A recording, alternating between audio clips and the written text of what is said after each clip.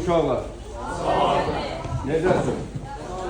Mən səni bilim, yoxsa siz gəlmişsiniz bura? Aferin, böyle. Nə tərsən? Gəl elə yox şey, yanmışsın. Sonra buyursun. Gəl. Sən bizə də yətmişəm. Ha? Sizə o şaxtal var şey gətirir, onlardan gətirmişəm. Yenilik alamışam. Eşitdim ki, Fəxri müəllimi, Şəhriyar müəllimi döyürsünüz. Döyüştü. Ona görə də sizi döyə bilməyəsiniz deyə əlimizə əsas kişi bala mı deyim onu. Döyə bilməyəsiniz deyə. Ha bak, ben yordum. Ne söylüyor? Tamam.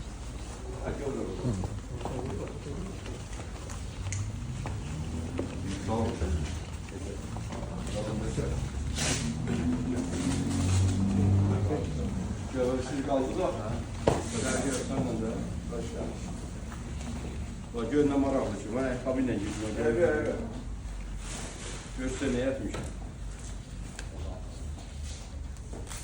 Wi-Fi. Silah. Silah bu silah. Zaşita. Silahın zaşitası.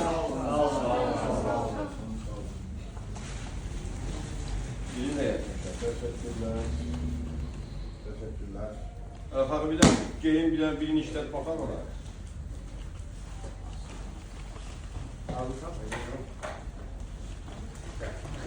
Şimdi hazırda gelsinler. Şöyle arkaya çekin biraz. Bismillah. Ben seninle ya. Bunlar Avrupa Çempiyonatı edenler ha.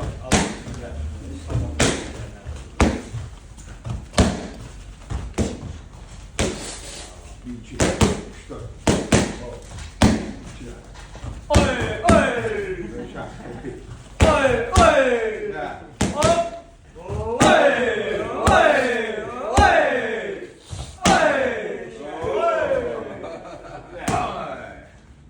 oy oy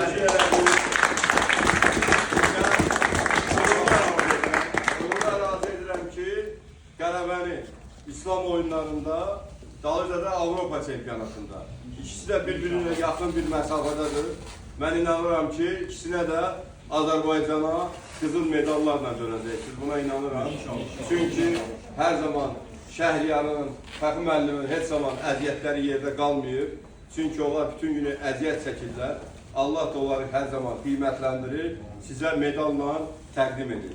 Əlbəttə, bu əziyyətin böyle bir bəhrəsi olur. Bəhrəsi də odur ki, o boydan üç rəngli Azərbaycan bayrağı qalxması, dalgalanması, Azərbaycanın himnisinin səslənməsi ondan böyük insan üçün şərəf yoxdur.